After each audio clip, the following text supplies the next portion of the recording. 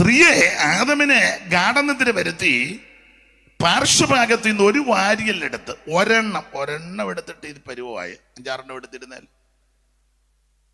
ഒരെണ്ണം എടുത്തുന്നിട്ട് ജില്ലയില്ലെന്നാണ് നിൽക്കുന്നത്. ദൈവം തമ്പുരാൻ 3-4 ഊരിയുടെ എടുത്ത് കുഞ്ഞുഞ്ഞമ്മയെ സൃഷ്ടിക്കാഞ്ഞതിനായി ദൈവത്തിന് മഹത്വം.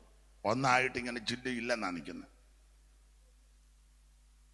അപ്പോൾ അത് അന്ന് എഴുതി അങ്ങനെ തന്നെ, അതിന് മാറ്റമൊന്നുമില്ല. ആകാശവും ഭൂമിയും മാറും, ദൈവത്തിന്റെ വചനത്തിന്റെ വള്ളിക്കും പുള്ളിക്കും മാറ്റമില്ല. ഇത് അമേരിക്ക ചെല്ലുമ്പോൾ മാറ്റുന്നതല്ല പ്രമാണം, പേർഷ്യ ചെല്ലുമ്പോൾ മാറ്റുന്നതല്ല പ്രമാണം, കാസർഗോഡ് ചെല്ലുമ്പോൾ മാറ്റുന്ന പ്രമാണമല്ല, തിരുവനന്തപുരത്തൊരു പ്രമാണം, കാസർഗോഡ് അങ്ങനല്ലല്ലോ. ഇത് എന്നേക്കും സ്ഥിരമായ വചനമാണ്. പിന്നെ നമ്മുടെ ആൾക്കാർ അങ്ങോട്ടും ഇങ്ങോട്ടും പോകുമ്പോൾ ഇത് മാറ്റുന്നുണ്ട്, അതവന് വല്ല കിട്ടപ്പോരനുസരിച്ച് മാറ്റുന്നതാണ്. ഇതിനൊരു മാറ്റവും ഇല്ലെന്നുള്ളതാണ്. ഇത് സ്വർഗത്തിൽ എന്നേക്കും സ്ഥിരമായ വചനമാണ്. അങ്ങനെയുള്ള ഈ സത്യവചനം വേദപുസ്തകം 66 പുസ്തകം,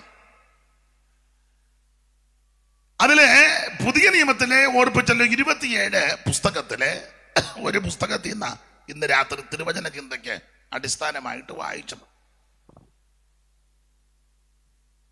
ഓർപ്പിച്ചല്ലോ ഈ 66 പുസ്തകം 40 എഴുത്തുകാര് 1600 കൊല്ലം കൊണ്ട് ലോകത്തിന്റെ വിവിധ ഇടങ്ങളിലിരുന്ന് എഴുതി. ആദ്യത്തെ പുസ്തകം ഉൽപ്പത്തി പുസ്തകം, ഒടുവിലത്തെ പുസ്തകം വെളിപ്പാട് പുസ്തകം.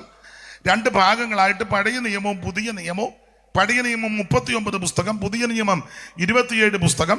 അതിലെ പഴയ നിയമത്തിലെ പുസ്തകം 32 എഴുത്തുകാരാണ് ഈ 39 പുസ്തകം എഴുതിയത്. പുതിയ നിയമത്തിലെ 27 പുസ്തകം 8 എഴുത്തുകാരാണ് എഴുതിയത്. ആ 8 എഴുത്തുകാരിൽ 4 പേര് അപ്പോസ്തലന്മാരും 4 പേര് അപ്പോസ്തലന്മാരല്ല. അപ്പോസ്തലന്മാരായ 4 പേർ ആരെന്ന് ചോദിച്ചാൽ, 1 മത്തായി, 2 പത്രോസ്, 3 യോഹന്നാൻ, 4 പൗലോസ്. അങ്ങനെ 4 അപ്പോസ്തലന്മാർ. മറ്റ് 4 പേര് അപ്പോസ്തലന്മാരല്ലാത്തവര് യാക്കോബ്, യൂദ, മർക്കോസ്, ലൂക്കോസ്. ഇങ്ങനെ 4 പേര്. ഇതിൽ 2 പേര് 2 അപ്പോസ്തലന്മാരുടെ കൂടെ എപ്പോഴും കൂടെ ശുശ്രൂഷയിൽ സന്തത സഹചാരികളാ. 1 മർക്കോസും 2 ലൂക്കോസും. മർക്കോസ് പത്രോസിന്റെ കൂടെയും ലൂക്കോസ് പൗലോസിന്റെ കൂടെയും ശുശ്രൂഷയിൽ വളരെ വ്യാപൃതരായവരാ. നമ്മൾ ഇന്ന് രാത്രി വായിച്ചത് പുതിയ നിയമത്തിലെ ഒരു പുസ്തകത്തിൽ നിന്നാ. ഓർപ്പിച്ചല്ലോ, പുതിയ നിയമത്തിലെ പുസ്തകത്തെ ഡിവൈഡ് ചെയ്യുമ്പോൾ ആദ്യത്തെ 5 പുസ്തകം ചരിത്ര പുസ്തകങ്ങളാണ്. പിന്നീട് 21 പുസ്തകം ലേഖന പരമ്പരകളാണ്. അത് മുഴുവൻ ഉപദേശ വിഷയങ്ങളാണ്. ഒടുവിലത്തെ പുസ്തകമാ വെളിപ്പാട് പുസ്തകം. വരാനുണ്ടാകുന്ന ഇനി നടക്കാൻ പോകുന്ന സംഭവങ്ങൾ അത് മറനീക്കി വെളിപ്പെടുത്തിയ പുസ്തകമാണ്. ഓർപ്പിച്ചല്ലോ, ആദ്യത്തെ 5 പുസ്തകം ചരിത്ര പുസ്തകമാണ്. ആ ചരിത്ര പുസ്തകത്തെ 2ആയിട്ട് തിരിക്കണം. അതിൽ 4 പുസ്തകം ഒരാടെ ചരിത്രമാണ്, മറ്റാരുമല്ല നസ്രയനാകുന്ന യേശു ക്രിസ്തു. ആദ്യത്തെ 4 പുസ്തകം യേശു ക്രിസ്തുവിന്റെ ചരിത്രമാണ്. കേട്ടിരിക്കാൻ കൊള്ളാവുന്ന ചരിത്രം, കേട്ടാൽ ആശ്വാസം ഉണ്ടാകുന്ന ചരിത്രം, കേൾക്കുന്നവർക്ക് അനുഗ്രഹവും വിടുതലും ഉണ്ടാകുന്ന ചരിത്രം, നല്ല ചരിത്രം, അപാകതയില്ലാത്ത ന്യൂനതയില്ലാത്ത നല്ല ചരിത്രമായ യേശുവിൻ്റെ ചരിത്രം. നമ്മുടെ ഒന്നും ചരിത്രം അധികം പറയാതിരിക്കുന്നതാ നല്ലത്. നമ്മൾ എന്തെങ്കിലും പറയുമ്പോൾ നമ്മളെ അറിയാതൊരുവരാ തുടങ്ങി. അതുകൊണ്ട് ഞായറാഴ്ച എഴുന്നേറ്റ് അധികം സാക്ഷ്യം ഒന്നും പറയാതിരിക്കുന്നതാ നല്ലത്. നിന്നിങ്ങനെ കറങ്ങുമ്പോൾ പിള്ളേർ തുടങ്ങി. ദൈവത്തെ ഓർത്ത് എഴുന്നേക്കരുത്. പിന്നെ പ്രാർത്ഥനാ വിഷയം എന്തെങ്കിലും ഉണ്ടെങ്കിൽ ദൈവരാ അത് എഴുന്നേറ്റ് നിന്ന് കറങ്ങാതിരിക്കുന്നതാണ് നല്ലത്. അന്ന് എഴുതി കൊടുത്തേക്കണം. ദൈവരാസനയിനൊരു വിഷയമുണ്ട്, പ്രാർത്ഥിക്കുക. അല്ല ചുമ്മാ എഴുന്നേറ്റ് ദൈവനാമത്തിന് മഹത്വം ഉണ്ടാകട്ടെ, നല്ലവനും വല്ലവനും ഹാലേലൂയ എന്നെ പ്രാകുക എല്ലാവരും ഇട്ടിരുന്ന് വയ്യാവേലി എഴുന്നേറ്റ് സമയം മെനക്കെടുത്ത് കാണല്ലോ എന്ന്. അതുകൊണ്ട് നമ്മുടെ ഒന്നും സാക്ഷ്യങ്ങൾ അധികം പറയാതിരിക്കുന്നതാ നല്ലത്. അതെ, ചരിത്രമൊന്നും അധികം പറയണ്ട. നല്ല ചരിത്രം യേശു ക്രിസ്തുവിന്റെ ചരിത്രമാണ്. കേൾക്കാൻ സുഖമുള്ള ചരിത്രമാണ് യേശു ക്രിസ്തുവിന്റെ ചരിത്രം. യാതൊരു അപാകതകളും ന്യൂനതകളും ഇല്ലാത്ത നല്ല ചരിത്രമാണ് ക്രിസ്തുവേശുവിന്റെ ചരിത്രം. മാത്രമാണോ കേൾക്കുന്നവർക്കെല്ലാം വിടുതൽ കൊടുക്കുന്ന ചരിത്രമാണ്. രോഗികളായി ഭാരപ്പെട്ട ആരേലും ഇത് കേട്ടോണ്ടിരുന്നാൽ ഈ ചരിത്രം കേൾക്കുമ്പോൾ രോഗശാന്തി ഉണ്ടാകും. അതായി ചരിത്രത്തിന്റെ വിശേഷത. മനോവേദനയോടെ, മനോഭാരത്തോടെ, മനോദുഃഖത്തോടെ ആരെങ്കിലും ഇത് കേട്ടിരിക്കുന്നെങ്കിൽ ഈ ചരിത്രം കേട്ട് കഴിയുമ്പോൾ മനോദുഃഖമെല്ലാം മാറും. ക്ഷീണിതരായി, നിരാശാഭരിതരായി, ആത്മഹത്യ മാത്രം മുമ്പിൽ കണ്ടോണ്ട് ആരേലും ഇത് കേട്ട് ഈ ചരിത്രം കേട്ടിരിക്കുന്നെങ്കിൽ ഈ ചരിത്രം തീരുന്നതിന് മുമ്പ്, ഇത് പറഞ്ഞു തീരുന്നതിന് മുമ്പ് നിന്റെ സകല പ്രശ്നങ്ങൾക്കും അവിടുന്ന് പരിഹാരം തരുന്നവനാ. ഇന്ന് രാത്രിയിൽ നല്ല ചരിത്രമാണ് യേശുക്രിസ്തുവിന്റെ ചരിത്രം. ദൈവത്തിന് മഹത്വം. കന്യകാസൂനുമായി നരകിൽ വന്നുദിച്ച ധന്യനിമാനുവേൽ ഇവൻ താനേ. ആദിയിൽ പറുദീസിൽ നാഥൻ വാക്കു ചൊന്ന നാരികിൻ സന്തതി ഇവൻ താനേ. ആദിയിൽ പറുദീസിൽ നാഥൻ വാക്കു ചൊന്ന നാരികിൻ സന്തതി ഇവൻ താനേ. അപ്പൊ ശ്രദ്ധിക്കുക, നല്ല ചരിത്രമായ യേശു. ഇന്ന് വയ്യാത്ത കൊണ്ട് ഒരേ വരിയെ പാടുന്നുള്ളൂ, ശ്വാസം പിടിച്ച് പാടാൻ വയ്യ. അപ്പൊ ശ്രദ്ധിക്കുക, യേശുക്രിസ്തുവിന്റെ ചരിത്രം കേൾക്കാൻ കൊള്ളാവുന്ന ചരിത്രം, നല്ല ചരിത്രം. അതാണ് 5 ചരിത്ര പുസ്തകത്തിലെ 4 ചരിത്ര പുസ്തകത്തിലെയും വിഷയം. അവിടുത്തെ തിരുപ്പിറവി, അവിടുത്തെ ജീവിതം, അവിടുത്തെ ശുശ്രൂഷ, അവിടുത്തെ അത്ഭുത ക്രിയകള്, അവിടുത്തെ കഷ്ടാനുഭവങ്ങൾ, അവിടുത്തെ തിരുമരണം, അവിടുത്തെ അടക്കം, അവിടുന്ന് 3-ാം ദിവസം ഉയർത്തു, അവിടുന്ന് ശിഷ്യവൃന്ദങ്ങൾക്ക് പ്രത്യക്ഷപ്പെട്ടു, ഒടുവിൽ അവിടുന്ന് സ്വർഗത്തിലേക്ക് കരേറിപ്പോയി. ചുരുക്കി പറഞ്ഞാൽ ഇനി അവിടുന്ന് തിരിച്ചു വരും. ദൈവത്തിന്റെ മകത്ത് ഇതാ ചരിത്രം. സ്തോത്രം. അതെ, ഇങ്ങനെ ഒരു ചരിത്രം വേറെ ആർക്കും പറയാനുമില്ല, പറയത്തുമില്ല. എല്ലാരും മരണം കൊണ്ട് ചരിത്രമൊക്കെ നടത്തും. സമാപ്തി, തീർന്നു. എന്നാൽ യേശുക്രിസ്തുവിന്റെ വിശേഷത മരിച്ചു കഴിഞ്ഞും ഇന്നും ജീവിക്കുന്നവനാ. സ്തോത്രം. ഈ കർത്താവ് ഈ ഭൂമിയിലേക്ക് വന്നത് തന്നെ മരിക്കാനാ. അത് അവിടുന്ന് ശുശ്രൂഷയുടെ ഇടയ്ക്കിടയ്ക്ക് കൂടെ പറയാറുണ്ട്, മനുഷ്യപുത്രൻ മരിക്കാൻ വന്നതാണ്. അങ്ങനെ പറഞ്ഞ, മനുഷ്യപുത്രൻ മരിക്കാൻ വന്നതാ. മനുഷ്യപുത്രനെ ഉപദ്രവിക്കും, മനുഷ്യപുത്രനെ അവർ തല്ലും, മനുഷ്യപുത്രനെ പീഡിപ്പിക്കും. ഇടയ്ക്കിടയ്ക്ക് പറയുന്നുണ്ട് മരിക്കാനാ വന്നെന്ന്. നമ്മളെ ഇടയ്ക്ക് ആരെങ്കിലും കൊല്ലുവെന്നെങ്ങാനും ഒരു ശ്രുതി കേട്ടാൽ പിന്നെ ഒന്നേ നമ്മൾ വെളിയിലിറങ്ങത്തില്ലേ, പിന്നെ ഗവൺമെന്റിന് അറിവ് കൊടുത്തേച്ച് നമുക്ക് അതിനുള്ള സെക്യൂരിറ്റിയും അങ്ങനെയൊക്കെ ധാരാളം ആൾക്കാർ പോകുന്ന പോക്ക് കണ്ട ഒന്നും അറിയാൻ മേല. സ്തോത്രം. പണ്ടൊരാള് ഭാര്യയും ഭർത്താവിടെ വഴക്കുണ്ടാക്കുമ്പോൾ ഭാര്യ പറഞ്ഞു, ഞാൻ ആറ്റിച്ചാടിച്ചാകാൻ പോവാന്ന്. ആറ്റിച്ചാടിച്ചാകാൻ അങ്ങോട്ട് പോയപ്പം ചാറ്റമഴ. ഉടനെ വന്നാൽ മുറവെടുത്ത് ചൂടി പോവുക. ചാറ്റമഴ കൊണ്ടാവുക. ഈ ആറ്റിച്ചാടിച്ചാകുന്നത് എന്തിനാ മുറം മേളി വെക്കുന്നത്? വെള്ളത്തിലോട്ടല്ലേ ചാടുന്നേ. അപ്പൊ ചുരുക്കി പറഞ്ഞ ഇത് യാകാനൊന്നും അല്ല, ചുമ്മാ പറയുന്ന യാകുക എന്ന്. അപ്പൊ ചുരുക്കി പറഞ്ഞാൽ യേശുക്രിസ്തു മരിക്കാനായിട്ട് വന്നെന്ന് കൂടെ പറയുന്നുണ്ട്. ഒരു കാര്യവും കൂടെ ഇടയ്ക്ക് കയറി പറയാം. ഇവിടെ മിടുക്കന്മാര്, ശ്രേഷ്ഠന്മാര്, ഉന്നതന്മാരും കഴിവുള്ളവരൊക്കെ ഈ ഭൂമിയിൽ വന്ന് ജനിച്ച് ജീവിച്ച് ചരിച്ച് മരിച്ചിട്ടുണ്ട്. അവരുടെ എല്ലാം ജീവിതത്തെ പറ്റി ധാരാളം കാര്യങ്ങൾ പറയും, ജീവിതത്തെ പറ്റി. പക്ഷേ യേശുക്രിസ്തുവിന്റെ മരണത്തെ പറ്റിയാ കൂടുതലും പറയുന്നത്. മറ്റാരുടെ മരണത്തെ പറ്റി ഇതുപോലെ വിസ്തരിക്കാറില്ല. ദിവംഗതനായി, നാട് നീങ്ങി, കാലം ചെയ്തു. പണ്ടൊരാളെ പറഞ്ഞ് കാലം ചെയ്തതാന്ന് പറഞ്ഞു. ഇതെല്ലാം കാലം ചെയ്തതാ. കാലനും എന്തെങ്കിലും ചെയ്യണ്ടായോ? അപ്പൊ മറ്റുള്ളവരെ പറ്റിയൊക്കെ അങ്ങനെയൊക്കെ പറഞ്ഞങ്ങ് വിടുക. പക്ഷേ യേശുക്രിസ്തുവിന്റെ തിരുമരണത്തെ പറ്റി ഇതുപോലെ ആരും പറയാറില്ല. എല്ലായിടത്തും പറയല്ലേ. ഇന്ന് രാത്രി എത്രയോ വേദികളിലാ ക്രിസ്തുവേശുവിന്റെ മരണത്തെ പറ്റി പറയാൻ. ഇന്ത്യയുടെ ബഹുമാന്യ രാഷ്ട്രപിതാവ് മഹാത്മജി അദ്ദേഹം മരിച്ച ദിവസം ചുമതലപ്പെട്ടവര് അനുസ്മരണമൊക്കെ നടത്തും. അദ്ദേഹം ചെയ്ത കാര്യങ്ങൾ, നല്ല കാര്യങ്ങളെല്ലാം പറയും, ഇല്ലേ?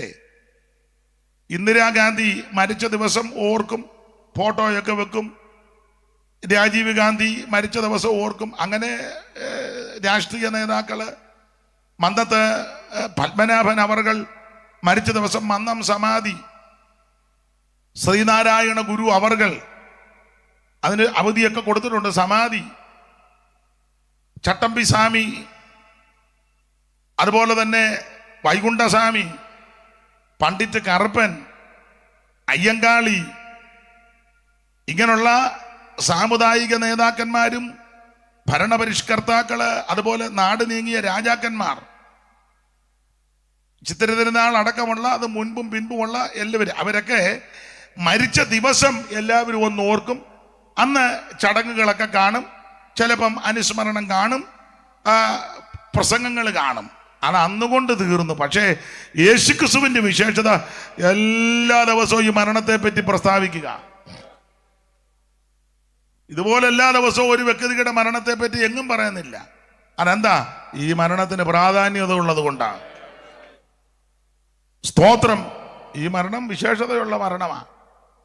നമുക്കതിൻ്റെ സമയപരിധിയിൽ നിന്ന് ചില കാര്യങ്ങൾ ചിന്തിക്കാൻ കർത്താവ് ശരണപ്പെടുകയാണ്. ദൈവത്തിൻ്റെ മഹത്വം.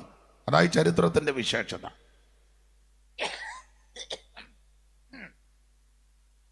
നമ്മൾ പ്രസംഗത്തിനിടയിലാണെങ്കിലും സംസാരത്തിനിടയിലായാലും മരിക്കുമെന്ന് പറഞ്ഞാൽ പറയും, ആവശ്യമില്ലാത്ത വർത്താനം പറയാണ് അല്ലേ? യേശുക്രിസ്തു കൂടെ കൂടെ പറയാ, മനുഷ്യപുത്രൻ മരിക്കാൻ പോവുക ഇല്ലേ? എന്തിനേറെ നമ്മൾ പാട്ട് പാടുമ്പോൾ തന്നെ ഇപ്പം നമ്മളെല്ലാം കൂടെ ചേർന്ന് പാടുക, സമയമാം രഥത്തിൽ ഞാൻ. ഇത് പാടിയ പഴയ അമ്മമാര് പറയും, അത് വേറെ ഒരു പാട്ടും കിട്ടിയില്ല, അയാൾ എന്നെ നോക്കിയാ പാടിയത്. പേടിയാ, എല്ലാവർക്കും പേടിയില്ലെന്ന് പറയുന്ന പുള്ളിക്കും പേടിയാ. ഭാഷക്ക് വേറെ എന്തെല്ലാം പാട്ട് പാടാൻ ഉണ്ട്. ഈ സമയം പോയ നേരത്തെ ഈ പാട്ട് തന്നെ തൻ്റെ വായിൽ പേടിച്ചിട്ടായി പറയാൻ. അപ്പൊ ഇവിടെ എല്ലാവർക്കും മരിക്കാനും മരണത്തെയും ഭയമാണ്. എന്നാൽ യേശുക്രിസ്തു കൂടെ കൂടെ പറഞ്ഞു മരിക്കാൻ വന്നതാ. മനുഷ്യപുത്രൻ മരിക്കാൻ പോവുക. ഒരിക്കൽ കർത്താവ് പറഞ്ഞു, കുറഞ്ഞൊന്നും കഴിഞ്ഞിട്ട് നിങ്ങൾ എന്നെ സ്തോത്രം കാണുക. അതെ, യേശുക്രിസ്തുവിന്റെ ചരിത്രം കേൾക്കാൻ കൊള്ളാവുന്ന ചരിത്രം, കേട്ടിരിക്കുന്ന ചരിത്രം, നല്ല ചരിത്രം, അതാ ക്രിസ്തുയേശുവിന്റെ ചരിത്രം. അടുത്ത പുസ്തകം 5-ാമത്തെ പുസ്തകമാ അപ്പോസ്തല പ്രവൃത്തി. അത് ആദിമ സഭയുടെ ചരിത്രമാണ്. അതിനുശേഷമായിട്ട് 21 ലേഖനങ്ങൾ. ഓർപ്പിച്ചല്ലോ, റോമാലേഖനം മുതൽ യൂദയുടെ ലേഖനം വരെ 21 ലേഖനങ്ങൾ. ഈ ലേഖനങ്ങൾ മുഴുവൻ ഉപദേശ വിഷയങ്ങളാണ്. ഞാൻ സമയത്തെ ഭയപ്പെടുന്നത് കൊണ്ട് അധികം വിവരിക്കുന്നില്ല. വായിച്ച വാക്യത്തോട് ബന്ധപ്പെട്ട് 1-2 കാര്യങ്ങൾ കമ്പിവാചകം പോലെ നമുക്ക് ചിന്തിക്കാൻ. എപ്പോഴാ പ്രസംഗം നിർത്തണ്ടേ?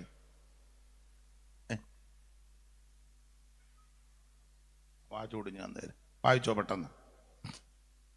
ഈ വചനങ്ങളെ കൊണ്ട് അന്യോന്യം ആശ്വസിപ്പിച്ചുകൊള്ളുവേൻ. ഏത് വചനം?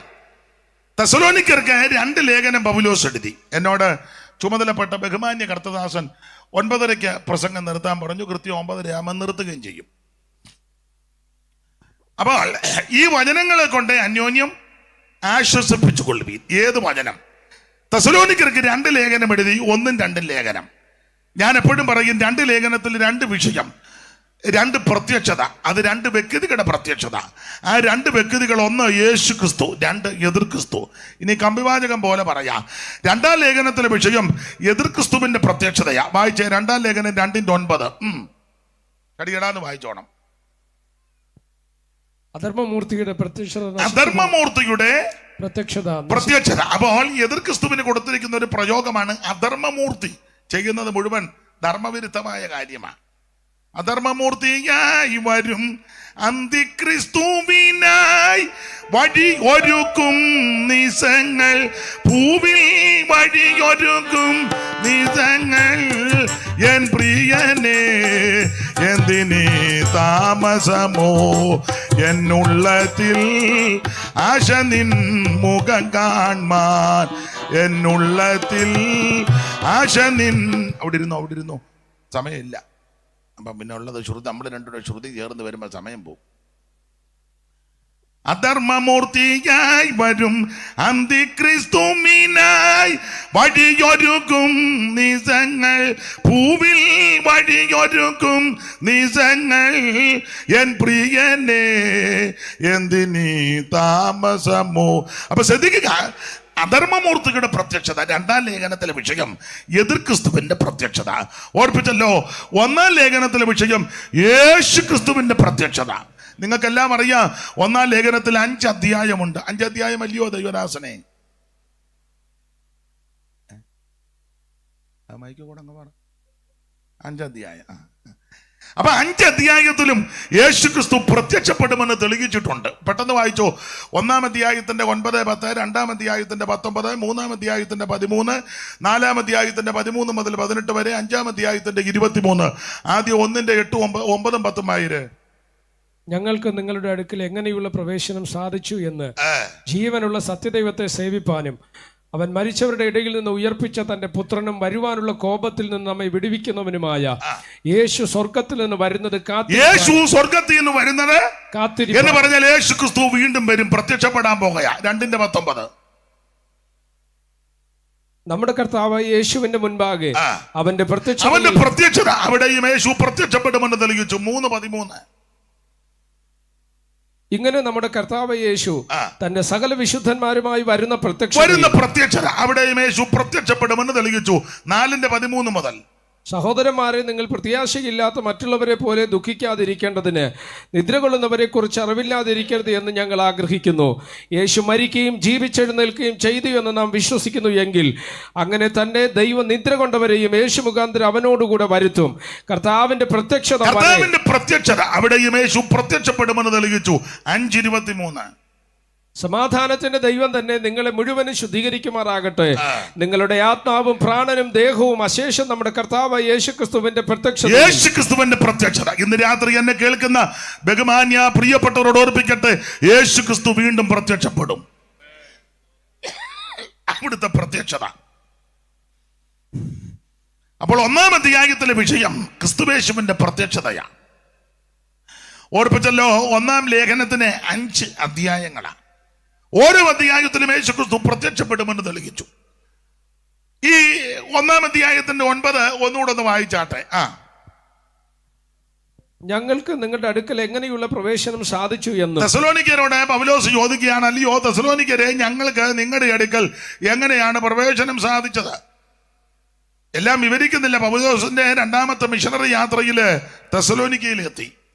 ആസിയിൽ വചനം പ്രസംഗിക്കരുതെന്ന് പരിശുദ്ധാത്മാവ് വിലക്കി. അങ്ങനെ അവർ യാത്ര ചെയ്ത് വന്ന് പല ഇടങ്ങളൊക്കെ താണ്ടി ഫിലിപ്പിയയിലൊക്കെ വന്നു. ഫിലിപ്പിയിൽ നിന്ന് ഇവര് തെസ്സലോനിക്കയിലെത്തി. എല്ലാം വായിപ്പിച്ച് സമയമെടുക്കുന്നില്ല. 17:1 വായിച്ചേ. 17:1 അപ്പോസ്തല പ്രവൃത്തി 17:1.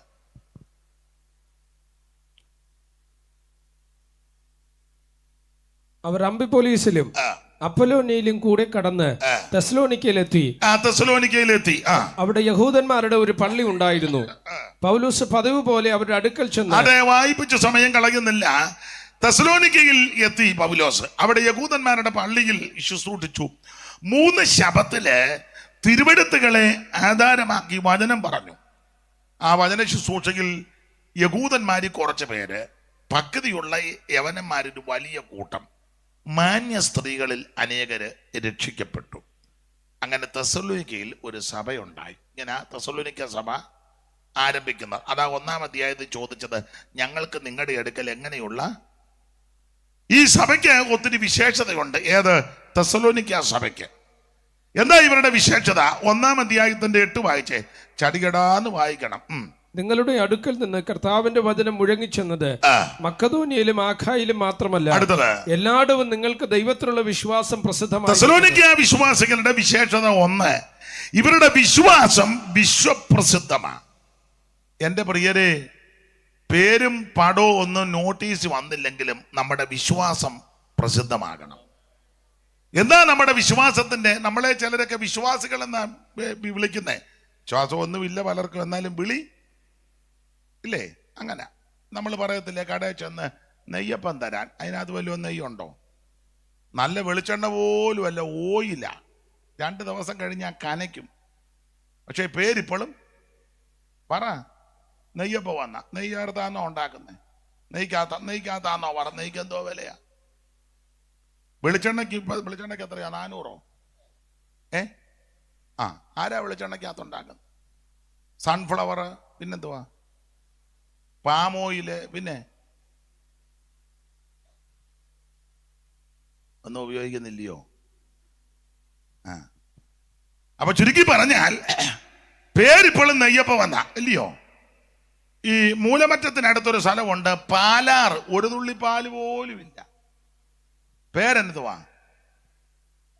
ഞാൻ സ്ഥലം പറയുന്നില്ല. ഒരു സ്ഥലത്ത് യോഗം കഴിഞ്ഞപ്പം അവിടുത്തെ ദൈവദാസൻ പറഞ്ഞു, മഹായോഗം ഇത്രത്തോളം ദൈവം അനുഗ്രഹിച്ചു, ദൈവദാസനെ ഉപയോഗിച്ചു, ദേശത്തിന് അനുഗ്രഹമാണ്. ഇപ്പോൾ ഈ മഹായോഗം പ്രാർത്ഥിച്ച ആശീർവാദം പറയാൻ കർത്താവിൻ്റെ വലിയൊരു ദാസൻ ആരോഗ്യസ്വാമി മുമ്പോട്ട് വരും. അപ്പം ഞാൻ കണ്ണടച്ചിരിക്കുക. ഇച്ചിരി കഴിഞ്ഞിട്ട് പ്രാർത്ഥന കേൾക്കുന്നില്ല. അപ്പം ഞാൻ കണ്ണ് തുറന്ന് നോക്കി, ആരോഗ്യസ്വാമി 2 പേരൊരു വല്യപ്പനെയും പിടിച്ചുകൊണ്ട് വരിക. അപ്പം പുള്ളി ഇങ്ങനെ വരിക. അപ്പം ഞാൻ ചോദിച്ചു, അതാരാന്ന് ചോദിച്ചു. അതാണ് ആരോഗ്യസ്വാമി. എഴുന്നേറ്റ് നിൽക്കണേ, ഇടവും ബലവും 2 പേര്. പണ്ട് പുള്ളിക്ക് ആരോഗ്യം ഉണ്ടായിരുന്നു, ഇപ്പം പക്ഷെ പേരിപ്പോഴും ആരോഗ്യസ്വാമി. ഇത് തന്നെയല്ലേ നമ്മുടെ ഇരിപ്പ് കണ്ടിട്ടും? വിശ്വാസികൾ എന്നാ പേര്, പക്ഷെ യാതൊരു വിശ്വാസവും ഇല്ല. അങ്ങനെ ധാരാളം ഉണ്ട്. ഞാൻ പണ്ടൊരു സ്ഥലത്ത് യോഗത്തിന് ചെന്നപ്പോൾ നല്ല തീവണ്ടി യാത്രയാ. രാത്രി മുഴുവൻ യാത്ര ചെയ്തു, രാവിലെ നല്ല ക്ഷീണം. അപ്പം എന്നാൽ എന്തെങ്കിലും കഴിക്കാം, ചെല്ലുന്നവരെ ബുദ്ധിമുട്ടിക്കണ്ട എന്നോർത്ത് ഒരു ഹോട്ടലുണ്ടോ എന്ന് ചോദിച്ചപ്പോൾ ഇവിടെ അടുത്തൊരു ഹോട്ടലുണ്ടെന്ന് പറഞ്ഞു. നടന്നു ചെന്നു. അപ്പം ഇപ്പോൾ ഓർക്കുന്ന ഹോട്ടലിൻ്റെ പേര് വായിച്ചു, ആനന്ദവിലാസം ഹോട്ടൽ. അകത്തോട്ട് കയറിയപ്പോൾ ഷർട്ട് വന്ന് വിടാത്ത ഒരു പ്രിയപ്പെട്ടവനെ ഒരു തോർത്തുണ്ട്. തോർത്തിങ്ങനെ അത് കരിക്ക് കുത്തിയിടാൻ പരുവത്തിനാണ് നിൽക്കുന്നത്. എന്നാലും മുറുക്കി തുപ്പി കടവായി കൂടെ എല്ലാം ഒഴുകിയിട്ടുണ്ട്. 2-3 പല്ലില്ല, അതിൻ്റെ അപാകതയുണ്ട്. ചിരിക്കുമ്പം മുറുക്കി തുപ്പി ഒഴുകുക. ഒരു പരുവക്കേടില്ല ഇരിക്കുന്നത്. അപ്പം പുള്ളി മാനേജരാന്ന് തോന്നുന്നു. അപ്പം ഞാൻ ചെന്ന് പറഞ്ഞു, എന്തുകൊണ്ട് കഴിക്കാൻ? അപ്പവും മുട്ടയുണ്ടെന്ന് പറഞ്ഞു. പിന്നെ കടലക്കറിയുണ്ട്. ഞാൻ പറഞ്ഞു, ഒരു കാര്യം ചെയ്യേ, 2 അപ്പവും 1 മുട്ടയും തരാൻ പറഞ്ഞു. മുട്ടക്കറി 2 അപ്പവും 1 മുട്ടക്കറിയും കൊണ്ടുവന്ന്. വിശപ്പുമുണ്ട്, ക്ഷീണമുണ്ട്. രാത്രിയിലെ തീവണ്ടി യാത്രയിൽ ഭക്ഷണമൊന്നും ശരിക്കും കിട്ടിയില്ല. അപ്പം കഴിക്കാൻ ഓർത്ത് അപ്പം എടുത്ത് കടിച്ചപ്പോൾ അപ്പത്തെ കല്ല്, മുട്ടയിലെ തള്ളയുടെ മുടിയെങ്ങാണ്ടാ ചുറ്റിയിരിക്കുക. നമുക്ക് ഈ ബന്ധനം അഴിക്കുന്ന ശുശ്രൂഷ ഉള്ളത് കൊണ്ട് അങ്ങനെ നമുക്കുണ്ടല്ലോ, അഴിയട്ടെന്നല്ലേ നമ്മളീ പറയുന്നത്. ഞാൻ പിന്നെ അതിൻ്റെ ബന്ധനം അഴിച്ചു, മുട്ടയുടെ ബന്ധനം അഴിച്ചു, കാരണം മുടി അഴിച്ചെടുത്ത്. പക്ഷേ ഈ കല്ലായതുകൊണ്ട് വലിയ സങ്കടമായിപ്പോയി. മുടി നല്ലതാ, നമ്മളെത്ര പവിത്രമായിട്ടാണ് മുടി എനിക്ക് ആഹാരത്തിലൊരു മുടി കടന്നാലൊന്നും എനിക്ക് വിഷയമില്ല. പക്ഷെ കല്ല് കടിക്കുമ്പോൾ എനിക്ക് പ്രയാസമാണ്, പല്ലിനുമൊക്കെ ബുദ്ധിമുട്ടാണ്. അതുകൊണ്ട് ഞാൻ അപ്പം പിന്നെ കഴിച്ചില്ല, ഈ മുട്ട കഴിച്ചു. മുടി അങ്ങ് കളഞ്ഞേച്ച് ആ മുട്ട കഴിച്ചു. അത് കഴിഞ്ഞ് മാനേജർ അവിടെ ചെന്ന്, പരിചയമില്ലാത്ത സ്ഥലമല്ലേ, വളരെ ലോഹ്യമായിട്ട് തന്നെ ഇടപെട്ട് ഞാൻ പറഞ്ഞ എത്രയായി പൈസ പറഞ്ഞ് ഞാൻ പൈസ കൊടുത്തു. അപ്പം ഞാൻ ഒരു ലോഹ്യമാണ്. ഞാൻ ചോദിച്ചു, പേരെന്താണെന്ന് ചോദിച്ചു. അപ്പോൾ പുള്ളി പറഞ്ഞു, പേര് സുന്ദരൻ പിള്ള. നല്ല സുന്ദരനാ. അപ്പം ചുരുക്കി പറഞ്ഞാൽ ഈ പറഞ്ഞതൊന്നും ആ ഹോട്ടലിലില്ല. ഏതാ ഹോട്ടലിൻ്റെ പേര്? ആനന്ദവിലാസം. ആനന്ദത്തോടാന്നോ ഞാൻ പോകുന്നത്? അല്ല. അപ്പം അതില്ല. അങ്ങേരുടെ പേര് സുന്ദരൻ പിള്ള. ഇത് തന്നെ നമ്മൾ പറയില്ലേ വിശ്വാസഭവൻ, അതിനകത്തിരിക്കുന്ന ഒരെണ്ണത്തിന് വിശ്വാസമില്ല. അതിൻ്റെ കാരണം പറയുന്നത് കേട്ടില്ലയോ? ആരാധന കഴിഞ്ഞ് വെച്ച് മെഡിക്കൽ കോളേജിലോട്ട് പോവുക പാസ്റ്റർ പ്രാർത്ഥിച്ച് അങ്ങോട്ട്. പണ്ടത്തെ പെന്തിക്കോസ് മെഡിക്കൽ കോളേജ് ഉപേക്ഷിക്കുന്നതിനകത്തോട്ട് കയറ്റുക, പ്രാർത്ഥിച്ച് വിടുതല, കുറ്റം പറഞ്ഞതല്ല. അപ്പൊ തെസ്സലോനിക്കരുടെ വിശേഷത ഒന്ന്, ഇവരുടെ വിശ്വാസം വിശ്വപ്രസിദ്ധം. ഓടിച്ചു പറയാ. 2, ഇവരുടെ വിശേഷത 1:7 വായിച്ചേ. 1:7. അങ്ങനെ നിങ്ങൾ മക്കദോനിയയിലും ആഖായിലും വിശ്വസിക്കുന്നവർക്ക് എല്ലാവർക്കും മാതൃകയായി. 2, ഇവര് മാതൃകാ വിശ്വാസികളാ. 1, ഇവരുടെ വിശ്വാസം വിശ്വപ്രസിദ്ധം. 2, ഇവരെല്ലാവർക്കും മാതൃകാ വിശ്വാസി. ഈ മാതൃകാ വിശ്വാസിയായിട്ട് ജീവിക്കണേ വലിയ ബുദ്ധിമുട്ടാ. അത് അധികം വിവരിക്കുന്നില്ല. എന്തുവാ ഇവരുടെ മാതൃക? 2-3 മാതൃക പറയാം. എന്താ തെസ്സലോനിക്കരുടെ മാതൃക? 6-ാം വാക്യം വായിച്ചേ, 1:6. ഒരു മാതൃക. ബഹു കഷ്ടം സഹിക്കേണ്ടി വന്നിട്ടും നിങ്ങൾ പരിശുദ്ധാത്മാവിന്റെ സന്തോഷത്തോടെ വചനം കൈക്കൊണ്ട്. അതാണ് ഒന്നാമത്തെ മാതൃക. എന്നെ കേൾക്കുന്ന പ്രിയരെ, ഇന്ന് രാത്രി ഈ പന്തലിൽ, ഈ ഗ്രൗണ്ടിൽ, ഈ വഴിത്തലക്കൽ, ശബ്ദപരിധിയിൽ കേൾക്കുന്ന പലർക്കും വിവിധമാകുന്ന കഷ്ടങ്ങളും പ്രയാസങ്ങളും കാണും. പക്ഷെ ഒരു കാര്യം ദൈവമക്കളോട് പറയാ, ഈ കഷ്ടങ്ങളൊക്കെ ഉണ്ടെങ്കിലും ദൈവസന്നിധി വന്നു കഴിയുമ്പോൾ പരിശുദ്ധാത്മാവിന്റെ സന്തോഷത്തോടെ വചനം കൈക്കൊള്ളണം. അതാ ഇവരുടെ മാതൃക. ഇവിടെ ഇരിക്കുന്നവർക്ക് രോഗം കാണും, കടഭാരം കാണും, വീടില്ലാത്തവർ കാണും, തലമുറകളുടെ ഭാവി ഓർത്ത് ഞരങ്ങുന്നവർ കാണും. അവൻ പലവിധ പ്രശ്നങ്ങളിൽ കൂടി വലയുന്നവർ ഇന്ന് രാത്രി എന്നെ കേൾക്കുന്നുണ്ടായിരിക്കും. അതൊക്കെ ഞാൻ സമ്മതിക്കുന്നു. പക്ഷേ ദൈവസന്നിധിയിൽ വന്നു കഴിയുമ്പോൾ പരിശുദ്ധാത്മാവിന്റെ സന്തോഷത്തോടെ ദൈവത്തിന്റെ വചനം കൈക്കൊള്ളണം. വചനത്തിന് ശക്തിയാ. ഇത് അതിവേഗത്തിൽ ഓടുന്ന വചനമാ. അല്പബുദ്ധിയ ജ്ഞാനിയാക്കുന്ന തിരുവചനമാ. ഇത് ഉലയിടുക്കി ശുദ്ധ ചെയ്ത ദൈവവചനമാ. ഇത് തേനിലും തേൻകട്ടകിലും മധുരമുള്ള ദൈവവചനമാ. ഇത് അണ്ണാക്കിന് മധുരമുള്ള ദൈവവചനമാ. എൻ്റെ വായിൽ നിന്ന് പുറപ്പെടുന്ന എൻ്റെ വചനം വെറുതെ എൻ്റെ അടുക്ക വരത്തില്ല. അയച്ച കാര്യം സാധിപ്പിക്കും, ഇഷ്ടമുള്ളതെല്ലാം നിവർത്തിക്കും. കോപപ്പെട്ട വചനം തീ പോലെ പേറുക തകർക്കുന്ന ചുറ്റികയാ. 107-ാം സങ്കീർത്തനം ഇത് വായിക്കുന്നത് അവനവന്റെ വചനം അയച്ചവരെ സൗഖ്യമാക്കി. നമ്മുടെ കർത്താവ് ഒരിക്കൽ ഇങ്ങനെ പറഞ്ഞു, ഇപ്പോൾ സംസാരിച്ച നിമിത്തം നിങ്ങൾ ശുദ്ധിയുള്ളവരാ. വചനം നിന്നെ ശുദ്ധീകരിക്കും, വചനം നിന്നെ ബലപ്പെടുത്തും, വചനം നിനക്ക് സൗഖ്യം തരുമെന്ന് അതിവേഗത്തിലോടുന്ന ദൈവവചനം. ഇവിടെ ഇരുന്ന് വചനം കേൾക്കുമ്പോൾ ഇത് ക്രിയ ചെയ്യേണ്ട ഇടങ്ങളിൽ ചെന്ന് ക്രിയ ചെയ്യും. അതാ ദൈവവചനം. ഈ വചനം ഇവരുടെ പരിശുദ്ധാത്മാവിനെ സന്തോഷത്തോടെ കൈക്കൊണ്ടു. അതാ ഒരു മാതൃക. അപ്പൊ ഒന്നാമത്തെ മാതൃക, ബഹു കഷ്ടം സഹിക്കേണ്ടി വന്നിട്ടും പരിശുദ്ധാത്മാവിന്റെ സന്തോഷത്തോടെ വചനം കൈക്കൊണ്ടു. രണ്ടാമത്തെ ഒരു മാതൃക, 8-ാം വാക്യം ഒന്നുകൂടെ വായിച്ചേ. രണ്ടാമത്തെ മാതൃക, നിങ്ങളുടെ അടുക്കൽ നിന്ന് കർത്താവിന്റെ വചനം മുഴങ്ങിച്ചെന്നത്. അപ്പൊ രണ്ടാമത്തെ മാതൃക, ഇവരുടെ അടുക്കൽ നിന്ന് സുവിശേഷം എല്ലാ ഇടങ്ങളിലും ചെന്നു. എന്നെ കേൾക്കുന്ന പ്രിയരെ, എല്ലായിടത്തും ചെല്ലേണ്ടതാ സുവിശേഷം. ഒരു കോണിൽ, ഒരു സ്ഥലത്ത്, ഒരു ഗ്രാമത്തിൽ, ഒരു പഞ്ചായത്തിൽ, അല്ലെങ്കിൽ ഒരു വാർഡിൽ, ഒരു താലൂക്കിൽ, ഒരു മുനിസിപ്പാലിറ്റിയിൽ, ഒരു ജില്ലയിൽ, ഒരു സംസ്ഥാനത്ത്, ഒരു രാജ്യത്ത് മാത്രം ഒതുങ്ങേണ്ടതല്ല സുവിശേഷം. സകല സൃഷ്ടികളോടും സുവിശേഷം അറിയിക്കണം. എന്തുവായി സുവിശേഷം? സുവിശേഷം ആളെ കൂട്ടുകയോ ബഹളമോ എപ്രാളമല്ല. സുവിശേഷം ഒരു വ്യക്തിയാ. അത് മറ്റാരുമല്ല, നസറയനാകുന്ന യേശു ക്രിസ്തു. സുവിശേഷമാരുടെയും കുത്തകയല്ല. സുവിശേഷം ഒരു കുടുംബത്തിന്റെ, ഒരു സഭയുടെ, ഒരു സംഘടനയുടെ കുത്തകയല്ല. സുവിശേഷം സകല മനുഷ്യർക്കും വേണ്ടിയുള്ളതാ. എന്താണ് സുവിശേഷം? ദാവീദിന്റെ സന്തതിയായി ജനിച്ച് മരിച്ച് ഉയർത്തെഴുന്നേറ്റ് നസറയനാകുന്ന യേശു ക്രിസ്തുവിനെ ഓർത്തുകൊള്ളുക. അതാകുന്ന സുവിശേഷം. എന്തിനാ സുവിശേഷം? സുവിശേഷം സകല മനുഷ്യനും രക്ഷപ്പെടാൻ. തീത്തോസിന്റെ ലേഖനം 2:11 വായിക്കുന്നത് സകല മനുഷ്യർക്കും രക്ഷാകരമായ ദൈവകൃപ കുതിച്ചല്ലോ എന്നാ. വായിച്ചേ 2:11 പെട്ടെന്ന് വായിച്ചു.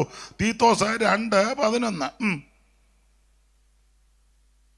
സകല മനുഷ്യർക്കും രക്ഷാകരമായ ദൈവകൃപ ഉദിച്ചുവല്ലോ. അപ്പൊ ശ്രദ്ധിക്കുക, എന്താണ് സുവിശേഷം? അത് യേശു ക്രിസ്തു. എന്തിനാ സുവിശേഷം? സകല മനുഷ്യനും രക്ഷപ്പെടാൻ. 5 പൈസ കൊടുക്കണ്ട, അര കാശ് കൊടുക്കണ്ട, അര മൈലും നടക്കണ്ട, ഭൗതിക വസ്തുക്കൾ ഒന്നും കൊടുക്കണ്ട. സാധാരണ ചില ഉപദേശിമാര് പറയാൻ പോലെ കയ്യും കാലും ഒന്നും പൊക്കുകയും വേണ്ട. ഇരിക്കുന്ന ഇടത്ത്, കേൾക്കുന്ന ഇടത്ത് ഒറ്റ വാക്ക് പ്രാർത്ഥന, എൻ്റെ യേശുവേ എന്നെ രക്ഷിക്കണം. ഇന്ന് രാത്രി എൻ്റെ പാപത്തെ മോചിച്ച് എൻ്റെ ഉള്ളത്തിലേക്ക് വരണമെന്ന് ആരിന്ന് രാത്രി പ്രാർത്ഥിക്കും, അവരെ യേശു രക്ഷിക്കും. സുവിശേഷം സകല മനുഷ്യരുടെ രക്ഷയ്ക്കാ. ആരാ കേൾക്കേണ്ടത്? എല്ലാവരും കേൾക്കണം. 49:1 വായിച്ച സങ്കീർത്തനം, നമുക്കിതെല്ലാം അറിവുള്ള വാക്യമാണ്. സങ്കീർത്തനം 49:1 പെട്ടെന്ന് വായിര്.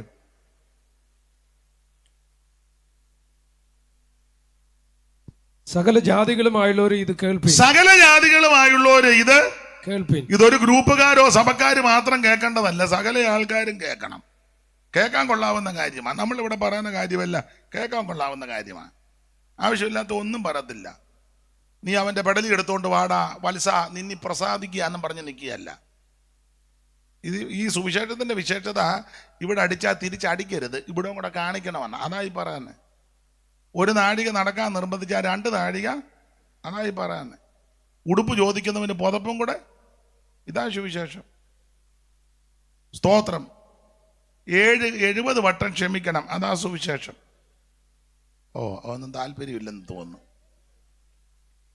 അതുകൊണ്ടാണ് ഇതെല്ലാവരും കേൾക്കണമെന്ന് പറയുന്നത്. ആ മതത്തിൽപ്പെട്ടവനെ കൊന്നേച്ചു വാടാ, നിന്നെ ഞാൻ അനുഗ്രഹിക്കാം. അല്ല, ഒരുത്തരെയും കൊല്ലരുത്. മതസ്പർദ്ധയെ ഉണ്ടാക്കരുത്. മനുഷ്യനെ മനുഷ്യനായിട്ട് കാണണം. എല്ലാ വ്യക്തികൾക്കും അതിൻ്റെതായ മാന്യതയുണ്ട്. എല്ലാവർക്കും ഉണ്ട്, അതിൻ്റെ വ്യക്തിത്വമുണ്ട്. ഹൈന്ദവനോ മുസ്ലിം സഹോദരനോ ബുദ്ധനോ ജൈനനോ പാഴ്സിയോ അല്ലെങ്കിൽ അക്രൈസ്തവനോ നിരീശ്വരവാദി ആരുമാകട്ടെ, എല്ലാവർക്കും വ്യക്തിത്വമുണ്ട്. ഈ സുവിശേഷത്തിൻ്റെ വിശേഷത കൊല്ലാൻ പറയുന്ന മാർഗമല്ല, തമ്മിത്തല്ലുണ്ടാക്കുന്ന മാർഗവും അല്ല. സ്തോത്രം എല്ലാവരെയും സ്നേഹിക്കാൻ പഠിപ്പിക്കുന്ന മാർഗമാണ് സ്തോത്രം. തന്നെ കൊല്ലാനായിട്ട് ഒറ്റിക്കൊടുത്ത യൂദ വന്നപ്പോഴും കർത്താവ് സംബോധന ചെയ്ത് സ്നേഹിത എന്നാ. ഇതാ സുവിശേഷം. അതാ പറഞ്ഞ ഇതെല്ലാവരും കേൾക്കണം. അതാ ഇത് മാർഗം. അതാ ചില ആൾക്കാർ പറയുന്നത്, പെന്തിക്കോസുകാർ ചുമ്മാ ഒച്ചപ്പാടും ബഹളവും ഉള്ളത്, നിങ്ങൾ ഞങ്ങളുടെ സഭയിലോട്ട് വാ, എന്തുവാ ഞങ്ങൾ ഇതുങ്ങളോട് പറഞ്ഞു, ഇതുങ്ങൾ പിന്നെ എല്ലാം അനുസരിക്കുന്നുണ്ടോ എന്നുള്ളതാ വിഷയം. നല്ല കാര്യങ്ങളാണ് ഇവിടെ പറഞ്ഞു കൊടുക്കുന്നത്. അപ്പനെ അമ്മയും ബഹുമാനിക്കണം, സഹോദരങ്ങളെ സ്നേഹിക്കണം, അയലത്തുകാരെ സ്നേഹിക്കണം, നിന്നെ പോലെ തന്നെ ഇതൊക്കെയായി പറഞ്ഞു കൊടുക്കുന്നത്. പക്ഷെ എല്ലാവരും ഒന്നും അനുസരിക്കുന്നില്ല. അതായിക്കോട്ടെ സങ്കടം. അതിനാ പിന്നെയും ഞങ്ങൾ ഇങ്ങനെ യോഗം നടത്തി ഇതുങ്ങളോട് ഇതെല്ലാം ഈ പറഞ്ഞു കൊടുക്കുന്നത്. അപ്പൊ നിങ്ങളെല്ലാവരും ഇത് കേൾക്കണം. ഇതാ സുവിശേഷം. സകല മനുഷ്യനും രക്ഷപ്പെടണം. അങ്ങനെ രക്ഷപ്പെടാൻ വേണ്ടി ഭൗതിക വസ്തുക്കളൊന്നും കൊണ്ട് കൊടുക്കണ്ട. അരി കൊടുക്കണ്ട, തുണി കൊടുക്കണ്ട, മണി കൊടുക്കണ്ട, ഗിണി കൊടുക്കണ്ട, ഒന്നും കൊടുക്കണ്ട. ഏത്തക്കൊല കൊടുക്കണ്ട, പൂവൻകൊല കൊടുക്കണ്ട, കദളി കൊടുക്കണ്ട, ജങ്കതകൾ കൊടുക്കണ്ട, ഇതൊന്നും കൊടുക്കണ്ട. കോഴിയെ കൊടുക്കണ്ട, ആടിനെ ഇതൊന്നും ദൈവത്തിന് ആവശ്യമില്ല. ദൈവത്തിനൊരു ആട് കാട്ടിലെ 1000 ആട് കടന്ന് അശക്കുക. നിങ്ങളാണ്ട മൂന്നാറിലോട്ട് ചെന്ന് വരയാടിൻ്റെ അയ്യര് കളിയാ. എന്നാലാ നമ്മളൊരു ഞൊണ്ടനാടിനെയും കൊണ്ട്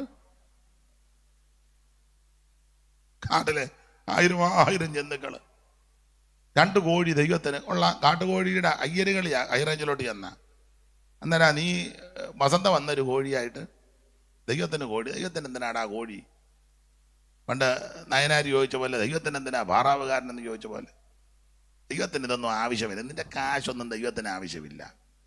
ഇവിടെ പിന്നെ സ്വോത്ര കാഴ്ച എന്തിനാന്ന് പുള്ളി പറയുകയും ചെയ്ത്, ഇവിടെ ഇച്ചിരി ആവശ്യമുള്ളത് കൊണ്ടാണ് സ്വോത്രം അതിനെടുത്തതാ. അല്ലാതെ ദൈവത്തിന് ഇത് നമ്മുടെ ഈ കാശ് കൊണ്ടാണോ ദൈവം പുള്ളിക്ക് കൊടുത്തില്ലേ പുള്ളി പട്ടിണിയാകും.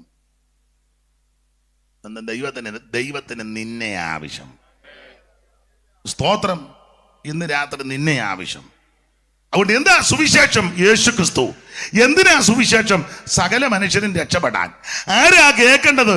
സകല ജാതികളും ഇത് കേൾക്കണം. ഈ ജാതിയൊക്കെ ഒപ്പിച്ചു വെച്ചത് മനുഷ്യനാ. ഞങ്ങൾ ഇച്ചിരി കൂടിയതാ, അവർ കുറഞ്ഞതാ, മറ്റവർ അതിലും കുറഞ്ഞതാ, അങ്ങനെയൊക്കെ ആണല്ലോ കുരുക്കൊപ്പിച്ച് ഒരു കാലത്ത് വെച്ചിരുന്നത്. ഇപ്പോൾ ഇച്ചിരി വ്യത്യാസമൊക്കെ ഉണ്ട്. എന്നാലും അതത്ര അങ്ങനെ പൂർണ്ണമായിട്ട് മാറിയിട്ടുണ്ടോ എന്നുള്ളത് പിന്നെ സംശയിക്കേണ്ടിയിരിക്കുന്നു. സ്തോത്രം. മറ്റുള്ളവർക്കായുഴാനും നടുവാനും കറ്റ കൊയ്യാനും മേദിക്കുവാനും പറ്റുമീ കൂട്ടർ ഇരുകാലി മാടുകൾ മറ്റ് കൃഷിപ്പണി ചെയ്യുവാനും അക്ഷരമെന്നതറിവില്ല ചാത്തന് യക്ഷിയും പേയും ഇവർക്ക് ദൈവം. ഒരു കാലത്ത് അങ്ങനെ ആയിരുന്നു. അക്ഷരം അറിയത്തില്ല, അതുകൊണ്ട് യക്ഷിയും പേയും എല്ലാം ദൈവമാണെന്ന് ചാത്തനും ചിന്തിച്ചു. രാജാക്കന്മാരുടെ കൊട്ടാരത്തിലോ വലിയ വലിയ പ്രഭുക്കന്മാരുടെ വീടുകളിൽ എല്ലാവർക്കും കയറാനൊക്കത്തില്ല. അങ്ങനത്തെ അണപ്പതിച്ചൊരു കാലം ഉണ്ടായിരുന്നു. ജോലി ചെയ്താൽ കൂലി കൊടുക്കത്തില്ല. ജോലി ചെയ്തേച്ചേ തമ്പുരാക്കന്മാരുടെ ഒക്കെ ചെന്ന് കൂലി ചോദിച്ച് അങ്ങോട്ട് ചെല്ലാനൊക്കത്തില്ല. കൊടുത്താൽ എന്തേലും മേടിച്ചോണം. അങ്ങനത്തെ കാലം ഉണ്ടായിരുന്നെന്ന്. എനിക്ക് പാടണമെന്നുണ്ട്, വയ്യ, അതുകൊണ്ടാണ് ഞാനങ്ങ് വിമ്മിഷ്ടം. ജോലി ചെയ്ത് വിയർപ്പൊഴുകി കൂലി ചോദിച്ചാലുടനെ പോകണമെന്നോതുവതും ശരിയോ തെറ്റോ. മോളവിടെ ഇരുന്നു താളത്തിൽ. ജോലി ചെയ്ത് വിയർപ്പൊഴുകി കൂലി ചോദിച്ചാൽ ഉടനെ പോകണമെന്നോതുവതും ശരിയോ തെറ്റോ, ശരിയോ തെറ്റോ.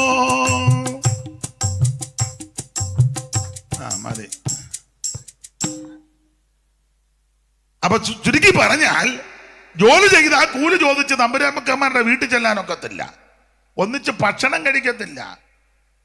പഴയ ആൾക്കാരോട് പറഞ്ഞാൽ അവർക്ക് മനസ്സിലാകും. ഇപ്പോഴത്തെ തലമുറയ്ക്ക് അത്രയും പിടി കിട്ടുകയില്ല. മിറ്റത്തൊക്കെ വലിയ കുഴി കുത്തി അതിനകത്ത് ഇല കോട്ടി അതിനകത്തെയാ കൊടുക്കുന്നത്. അയിത്തമുള്ള കാലമാ. റോഡിൽ കൂടെ പട്ടിക്കും പന്നിക്കും നടക്കാൻ, മനുഷ്യന് നടക്കാൻ മേല. ആ കവടിയാർ കൊട്ടാരത്തിന്റെ സൈഡിൽ കൂടെ വർഷങ്ങൾക്ക് മുമ്പ് എല്ലാവർക്കും ഒന്നും നടക്കാനൊക്കത്തില്ല.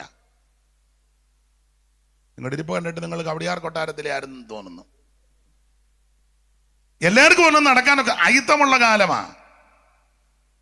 പാടത്ത് പണിയെടുത്താൽ കൂലി കൊടുക്കത്തില്ല, ചോദിച്ച് എല്ലാനും ഒക്കത്തില്ല. മാത്രമാണോ ഇതുങ്ങളെ എല്ലാം ചുമന്നുകൊണ്ട് നടക്കണമായിരുന്നു. ആരെയാ? ഓ, അമ്പരാക്കന്മാരെ. പിന്നെ ഓമന്ന് ഹൂപ്പാട് വന്ന് നിങ്ങളിങ്ങനെ കെട്ടക്കുക. പണ്ട് നാടുവാടി തമ്പുരാക്കൾക്കായി നമ്മൾ തണ്ടുവലിച്ച് മണി മഞ്ചം ചുമന്നേ. പണ്ട് നാടുവാടി തമ്പുരാക്കൾക്കായി നാം തണ്ടുവലിച്ച് മണി മഞ്ചം ചുമന്നേ. പെറ്റമണ്ണിൽ പണിയെടുത്തു ചത്തൊടുങ്ങിയ തലമുറതൻ അക്തിതോറും പൂത്ത പൂക്കളല്ലോ നാം. ഇങ്ങനെ ഞാൻ പാടുന്നില്ല, വയ്യാത്തത് കൊണ്ട്. പക്ഷേ അവിടെ ഇരിക്കുവാളെ ഇപ്പം യോഗം നടത്താൻ. നീ എവിടെ പോ, ആരെ തപ്പി കിടക്കുക? അവിടെ ഇരിക്കും മോനെ. ഓ,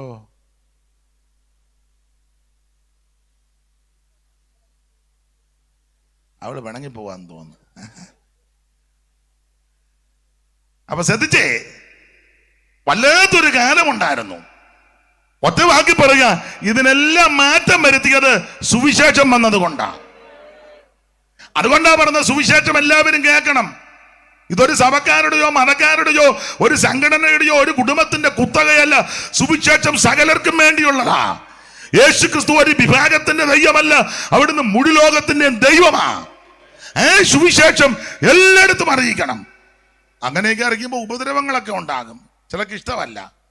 ആരെയും നിർബന്ധിക്കരുത്, സമ്മർദ്ദം ഒന്നും ചെലുത്തരുത്. നമ്മൾ അങ്ങനെ നിർബന്ധിക്കുന്നുമില്ലല്ലോ. സ്തോത്രം.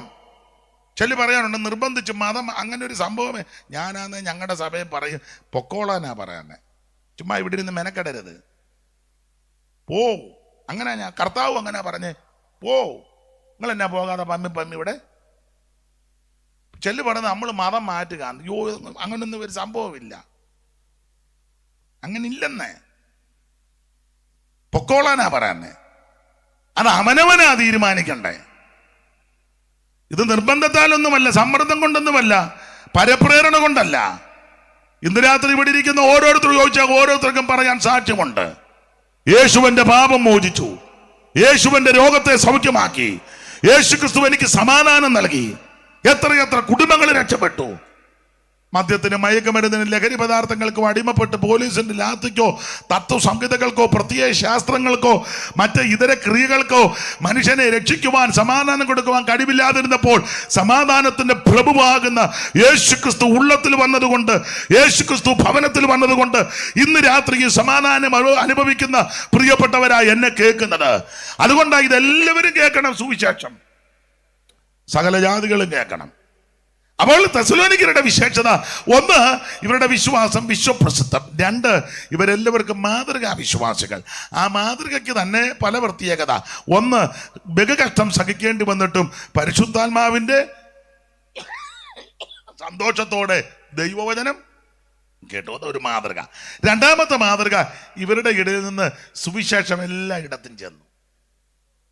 ആരെ കണ്ടാലും സുവിശേഷം പറഞ്ഞോണം, നിർബന്ധിക്കണ്ട, പക്ഷെ പറഞ്ഞു കൊടുക്കണം. ഇത് സന്തോഷമാണ്, രക്ഷയാ, ഞങ്ങൾ അനുഭവിക്കുക. അത് പറഞ്ഞു, അത് പറയുന്നതിന് കുഴപ്പമൊന്നുമില്ല, സ്വാതന്ത്ര്യമുണ്ടല്ലോ. പറയണം, യേശു രക്ഷിക്കും. ഞാൻ എവിടെ ചെന്നാലും പറയും, യേശു രക്ഷിതാവാ, യേശു രക്ഷിക്കും, മതി. സ്തോത്രം. തീരുമാനമെടുക്കുന്ന അവനവനാ, പറയേണ്ട കടമ നമ്മുടേതാ. അതെ, സ്തോത്രം. റോഡേ നടന്നു പോകുമ്പം ഇത് സൈൻ ബോർഡുകളൊക്കെ ഇല്ലേ, പാലത്തിൻ്റെ അവിടെ, ഒരു സ്കൂളിൻ്റെ അവിടെ, അത് അറിയിച്ചു കൊടുക്കുക എന്നുള്ളതാണ്. അപ്പൊ ശ്രദ്ധിക്കുക, എല്ലാവരോടും ഈ സുവിശേഷം അറിയിച്ചു. മൂന്നാമത്തെ ഒരു മാതൃക, ഇവര് കർത്താവിന്റെ വരവിനായി കാത്തിരിക്കുന്നവരാ. 9-ാം വാക്യം വായിച്ചേ. 9-ാം വാക്യം. ഞങ്ങൾക്ക് നിങ്ങളുടെ അടുക്കൽ എങ്ങനെയുള്ള പ്രവേശനം സാധിച്ചു എന്നും ജീവനുള്ള സത്യദൈവത്തെ സേവിപ്പാനും അവൻ മരിച്ചവരുടെ ഇടയിൽ നിന്ന് ഉയർപ്പിച്ച തന്റെ പുത്രനും വരുവാനുള്ള കോപത്തിൽ നിന്ന് നമ്മെ വിടുവിക്കുന്നവനുമായ യേശു സ്വർഗത്തിൽ നിന്ന് വരുന്നത് കാത്തിരിപ്പ്. ഇവര് കർത്താവിന്റെ വരവിനായി കാത്തിരിക്കുന്നവരാ. അതാ ഇവരുടെ മാതൃക. 4-മത്തെ ഒരു മാതൃക വേർപാട് പാലിച്ചവരാ. താഴോട്ട് വായിച്ചു വരുമ്പോൾ നിങ്ങൾ യേശു ക്രിസ്തുവിനെ എറിഞ്ഞ് വിഗ്രഹങ്ങളെ വിട്ടെന്നൊരു പദമുണ്ട്. അത് വേർപാട്. എല്ലാം വിവരിക്കുന്നില്ല. 4 മാതൃക. 1, ബഹു കഷ്ടം സഹിക്കേണ്ടി വന്നിട്ടും പരിശുദ്ധാത്മാവിന്റെ സന്തോഷത്തോടെ വചനം കൈക്കൊണ്ടു. 2, എല്ലാവരുടെ സുവിശേഷം അറിയിച്ചു. 3, കർത്താവിന്റെ വരവിനായി കാത്തിരിക്കുന്നവർ. 4, ഇവര് വേർപാട് പാലിച്ചവർ. ഇതാണ് ഇവരുടെ മാതൃക. ഈ മാതൃക നമുക്കും ബാധകമാണ്. അങ്ങനെയുള്ള ഇവരോട് പൗലോസ് 4-ാം അധ്യായത്തിന്റെ 18 പറയുക, ഈ വചനങ്ങളെ കൊണ്ട് അന്യോന്യമായി ആശ്വസിപ്പിച്ചു കൊള്ളുവീൻ. ഏത് വചനം? 4-ാം അധ്യായത്തിന്റെ 13 മുതൽ താഴോട്ട് ഓടിച്ചൊന്ന് വായിച്ചു വിട്ടേര്. കർത്തദാസനെ നിർത്താൻ പോവുക.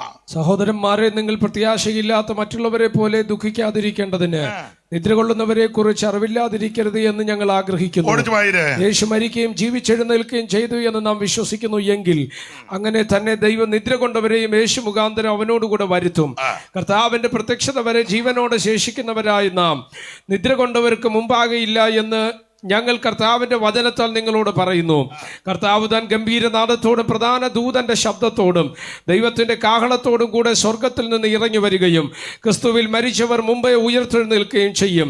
പിന്നെ ജീവനോടെ ശേഷിക്കുന്ന നാം അവരോട് ഒരുമിച്ച് ആകാശത്തിൽ കർത്താവിനെ എതിരേൽപ്പാൻ മേഘങ്ങളിൽ എടുക്കപ്പെടും.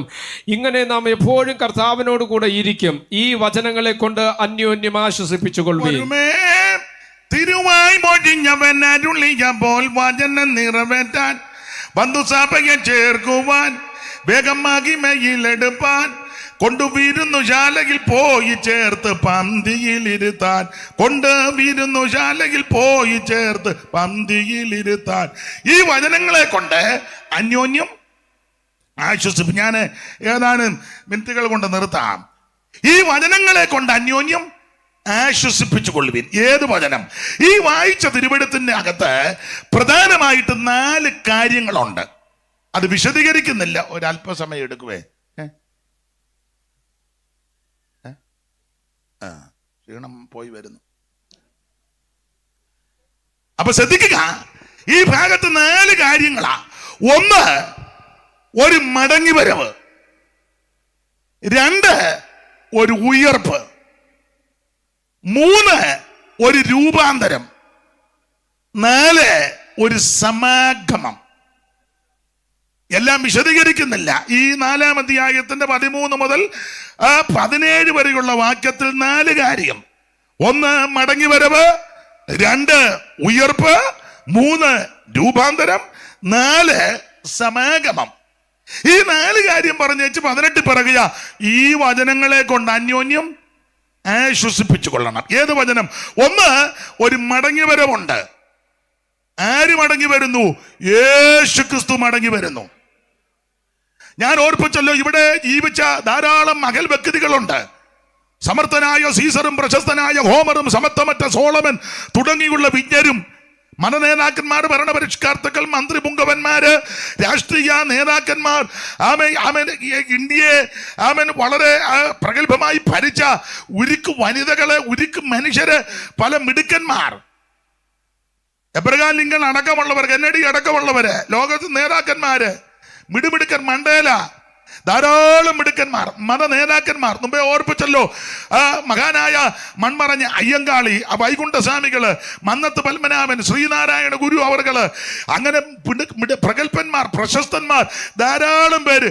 അവരെല്ലാം ഇവിടെ ജീവിച്ച് മരിച്ച് മണ്ണ് മറഞ്ഞപ്പോൾ ജീവിച്ച് മരിച്ച് ഉയർത്തെഴുന്നേറ്റ് വീണ്ടും വരുമെന്ന് പറഞ്ഞ ഒരാളേ ഉള്ളൂ. അത് നസറയനാകുന്ന യേശു ക്രിസ്തുവാ. 14 വായിച്ചോ. 14 വായിര്. ഏത് 14 ഞാൻ പറയത്തില്ല, ബുദ്ധിയോടെ വായിച്ച് 14 1 മുതൽ. അടുത്തിരിക്കുന്ന പുള്ളി പറഞ്ഞു കൊടുക്കുന്നുണ്ടെന്ന് എനിക്കറിയാം. വായിച്ചോ. യോഹന്നാൻ 14 ചടേന്ന് വായിര്. താള് മറിയുന്നില്ലല്ലോ. നിങ്ങളുടെ ഹൃദയം കലങ്ങിപ്പോകരുത്. യേശു കർത്താവ് ഡയറക്റ്റ് പറയാ, നിങ്ങളുടെ ഹൃദയം കലങ്ങിപ്പോകരുത്. ദൈവത്തിൽ വിശ്വസിപ്പീൻ, എന്നിലും വിശ്വസിപ്പീൻ. എന്റെ പിതാവിന്റെ ഭവനത്തിൽ അനേകം വാസസ്ഥലങ്ങളുണ്ട്, ഇല്ലെങ്കിൽ ഞാൻ നിങ്ങളോട് പറയുമായിരുന്നു, ഞാൻ നിങ്ങൾക്ക് സ്ഥലമൊരുക്കുവാൻ പോകുന്നു. ഞാൻ നിങ്ങൾക്ക് സ്ഥലമൊരുക്കാൻ പോകുന്നു. ഞാൻ പോയി നിങ്ങൾക്ക് സ്ഥലമൊരുക്കി ഞാൻ ഇരിക്കുന്ന ഇടത്ത് നിങ്ങളെയും ഇരിക്കേണ്ടതിന് പിന്നെയും വരുമെന്ന്, മടങ്ങി വരുമെന്ന്. സത്യമായനിലും നിത്യപിതാവിലും, സത്യമായനിലും നിത്യപിതാവിലും സത്യമായി വിശ്വാസം. അത് ഒക്കുന്നില്ല മോനെ, എന്നാ വായിച്ചു. വേദനിപ്പിച്ചതല്ല അത്. ഇവിടെ മോനെ ഞാൻ മോള് വായിരു മോളെ. സത്യമായനിലും നിത്യപിതാവിലും, സത്യമായനിലും നിത്യപിതാവിലും സത്യമായി വിശ്വസിപ്പി സന്തതവും നിങ്ങൾ ചിത്തം കലങ്ങിടൊല്ല പോയി വരും ഞാൻ, നിന്റെ ചിത്തം കലങ്ങിടൊല്ല പോയി വരും ഞാൻ. അപ്പൊ ശ്രദ്ധിക്കുക, യേശു ക്രിസ്തു വീണ്ടും വരും, മടങ്ങി വരും. മോളോട് വൈരാഗ്യം ഉണ്ടായിട്ട് പറഞ്ഞതല്ല. പാട്ട്, എൻ്റെ സഹോദര കുഞ്ഞിനോട് എനിക്ക് വേണ്ടപ്പെട്ട പാസ്റ്ററുടെ മോളാ. പാട്ട് പാടുമ്പോൾ അറിയാവില്ല, അതിന് താളവും ഒരു കണക്കുമുണ്ട്. അവൾ കുഞ്ഞാ, അപ്പം അത് ഞാൻ പാടുന്ന ആ കണക്കിന് വരാത്തത് കൊണ്ട് പറഞ്ഞതല്ല, അത് അവളോട് വൈരാഗ്യം ഉണ്ടായിട്ടല്ല. നിങ്ങളിങ്ങനെ ഇടഞ്ഞിരിക്കാതെ യോഗത്തിന്.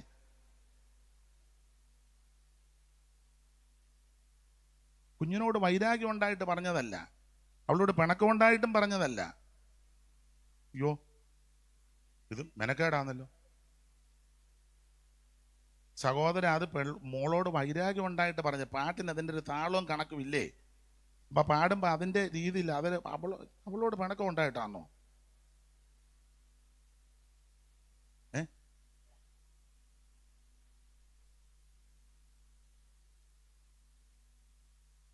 പിണക്കമുണ്ടായിട്ട് പറഞ്ഞതല്ല, അവളെയും സ്നേഹിക്കുന്നുണ്ട്. പക്ഷെ നമുക്ക് ഇതുണ്ടല്ലോ ഒരു രീതി, അത് മോക്കറിയത്തില്ലയോ?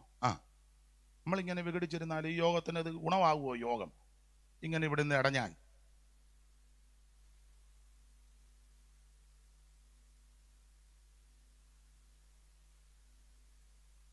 എന്നാ മതി. ഇനിയിപ്പം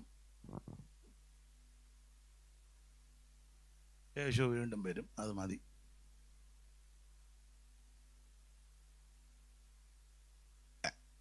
പിണക്കമുണ്ടായിട്ട് പറഞ്ഞതല്ല, അങ്ങനെ ചിന്തിക്കരുത്. നമുക്ക് ഏത് കാര്യത്തിനും അതിനൊരു ഓർഡർ, ഒരു ക്രമമുണ്ട്. അതുകൊണ്ടാണ് അത് പറഞ്ഞത്. മോളോട് പിണക്കമുണ്ടായിട്ട് പറഞ്ഞതല്ല, അങ്ങനെ ചിന്തിക്കുകയും ചെയ്യരുത്. ആ കുഞ്ഞിനെ നേരത്തെ മുതലേ എനിക്കറിയാം. പക്ഷേ ഒരു ശുശ്രൂഷ ചെയ്യുമ്പം അതിൻ്റെതായ ഒരു ഇതുണ്ട്. അതൊരു പിണക്കമുണ്ടായിട്ട് പറഞ്ഞതല്ല. മുമ്പേ പാടിയപ്പോൾ അത് എൻ്റെ കൂടെ ആ രീതി വരാഞ്ഞത് കൊണ്ട് പറഞ്ഞതല്ല, അത് പിണക്കമുണ്ടത്. അപ്പോൾ അതൊരു അപാകത വരുന്നു, അതുകൊണ്ട് പറഞ്ഞതാണ്. അപ്പൊ ശ്രദ്ധിക്കുക, യേശു ക്രിസ്തു വീണ്ടും വരും. 4 കാര്യമാ. 1, മടങ്ങി വരവ്. യേശു ക്രിസ്തു വീണ്ടും മടങ്ങി വരും. ഇവിടെ വന്ന മിടുക്കന്മാര് പലരും മടങ്ങി വരുമെന്ന് പറഞ്ഞിട്ടില്ല. മടങ്ങി വരുമെന്ന് പറഞ്ഞ ഒരാളേ ഉള്ളൂ, അത് നസറയനാകുന്ന യേശു ക്രിസ്തു. ഇനി എത്രയും അല്പകാലം കഴിഞ്ഞിട്ട് വരുവാനുള്ളവൻ വരും. എബ്രായ ലേഖനം 9:28 എബ്രായ ലേഖനം 10:35 ചേർത്ത് പിടിക്കുമ്പോൾ അവൻ തനിക്കായി കാത്തു നിൽക്കുന്ന വിശുദ്ധന്മാരുടെ രക്ഷയ്ക്ക് അവിടുന്ന് പാപം കൂടാതെ രണ്ടാമനും പ്രത്യക്ഷപ്പെടും. ദൈവത്തിന് മഹത്വം. അപ്പൊ 1, മടങ്ങി വരവ്. ആര് മടങ്ങി വരുന്നു? യേശു മടങ്ങി വരുന്നു. 2, ഒരു ഉയർപ്പ്. ആരുയർക്കും? യേശു ക്രിസ്തുവിന്റെ 2ാം വരവിൽ ക്രിസ്തുവിൽ മരിച്ച വിശുദ്ധന്മാർ ഉയർത്തു വരും. യേശു ക്രിസ്തുവിൽ മരിച്ച വിശുദ്ധന്മാർ ഉയർത്തു വരും. ദൈവത്തിന് മഹത്വം.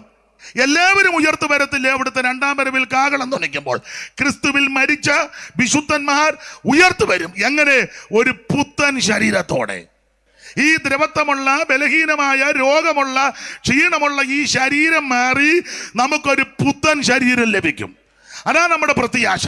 പൗലോസ് പറയുക, ഈ വചനങ്ങളെ കൊണ്ട് അന്യോന്യം ആശ്വസിപ്പിച്ചു കൊള്ളുവീൻ. ഈ വചനങ്ങളെ കൊണ്ട് അന്യോന്യം ആശ്വസിപ്പിച്ചു കൊള്ളുവീൻ. ദൈവത്തിന് മഹത്വം. 3, ഒരു രൂപാന്തരം. ആർക്കാണ് രൂപാന്തരം? മാനസാന്തരപ്പെട്ട് യേശു ക്രിസ്തുവിനെ രക്ഷിതാവായി സ്വീകരിച്ച് വെള്ളത്തിൽ മുങ്ങി പിതാവിൻ്റെയും പുത്രന്റെയും പരിശുദ്ധാത്മാവിൻ്റെയും നാമത്തിൽ സ്നാനപ്പെട്ട് അഭിഷേകം പ്രാപിച്ച് തിരുമേശയെടുത്ത് വേർപാട് പാലിച്ച് വിശുദ്ധ ജീവിതം നയിക്കുന്ന കർത്താവിന്റെ വരവിനായി നോക്കിപ്പാർക്കുന്ന വിശുദ്ധന്മാർക്ക് രൂപാന്തരം ഉണ്ടാകും. എല്ലാവർക്കും രൂപാന്തരം ഉണ്ടാകത്തില്ല. ഈ രൂപം മാറും. ഈ താഴ്ചകളുള്ള ശരീരം മഹത്വമുള്ള ശരീരം പ്രാപിക്കും. ഈ ദ്രവത്വമുള്ള ശരീരം ദ്രവത്വമില്ലാത്ത ഒരു ശരീരം പ്രാപിക്കും. ഈ മർത്യമായ ശരീരം അവൻ സ്വന്തം ഒരു പുത്തൻ ശരീരം പ്രാപിക്കും. അതാണ് നമ്മുടെ പ്രത്യാശ. ദൈവത്തിന് മഹത്വം. അതാണ് മൂന്നാമത്തെ കാര്യം. ആമേൻ, രൂപാന്തരം. 4 സമാഗമ എന്ന് പറഞ്ഞാൽ ആ ഭാഗത്ത് അതാ നമ്മൾ പഠിക്കുന്നത്. കാഹളം ധ്വനിക്കും, മരിച്ചവർ അക്ഷയരായിട്ട് ഉയർക്കും, ജീവനോടിരിക്കുന്ന വിശുദ്ധന്മാർക്ക് രൂപാന്തരം. 2 കൂട്ടരും കൂടെ ഒന്നിച്ച് കർത്താവിന് എതിരേൽപ്പാൻ മേഘങ്ങളിൽ എടുക്കപ്പെടും. പൗലോസ് പറയുകയാ, ഈ വചനങ്ങളെ കൊണ്ട് അന്യോന്യം ആശ്വസിപ്പിച്ചുകൊള്ളുവിൻ. 1, ആമേൻ, സ്തോത്രം, യേശു വീണ്ടും വരും, ആശ്വസിച്ചോണം. നമുക്ക് വേണ്ടി സ്ഥലമൊരുക്കാൻ ഒരുക്കിയ തിരിച്ചു വന്ന് നമ്മളെ തൻ്റെ അടുക്ക ചേർത്തിരുത്തും.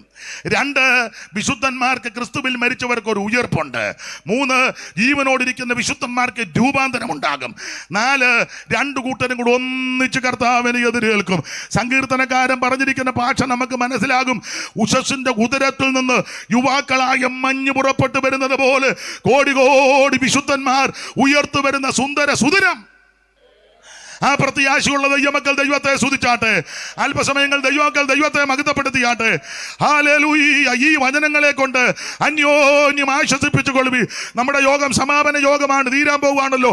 എല്ലാവരുടെ ചേർന്ന പഴയ പാട്ടൊന്ന് പാടാ.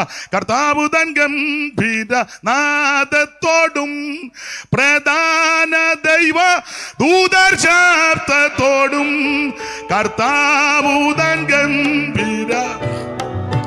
കൈയടിച്ചു പാടാം, കൈയടിച്ചു പാടാം. ദൂതർ ശബ്ദത്തോടു സ്വർഗ്ഗത്തിൽ നിന്ന് ഇറങ്ങി വന്നിടുമ്പോൾ, സ്വർഗ്ഗത്തിൽ നിന്ന് ഇറങ്ങി വന്നിടുമ്പോൾ എത്രയോ സന്തോഷം, എത്രയോ സന്തോഷം. ചേർന്ന് പാടാം. യോ സന്തോഷം മധ്യാകാശത്തിൽ, എത്രയോ സന്തോഷം, എത്രയോ സന്തോഷം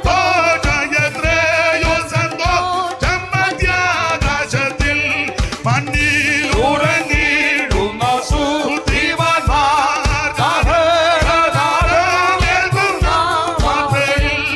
മണ്ണിൽ ഉറങ്ങി. കൈയടിച്ച് ചേർന്ന് എല്ലാവരും ചേർന്ന് പാടിയാട്ടെ.